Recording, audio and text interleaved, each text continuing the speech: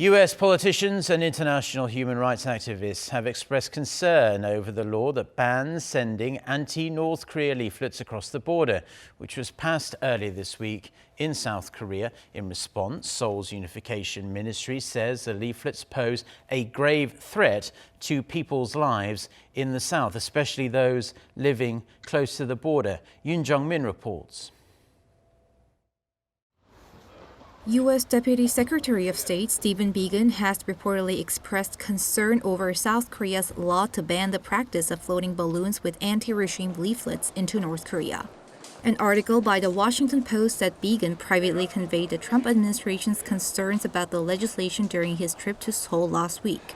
The law, which was passed at the National Assembly early this week, stipulates punishing those who send the leaflets with up to 3 years in prison or a fine of up to $27,000.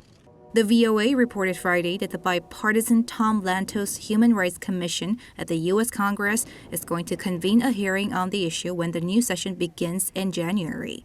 And this week, UN Special Rapporteur Thomas Ojea Quintana said he hopes Seoul reconsiders the legislation before it goes into effect, citing freedom of expression.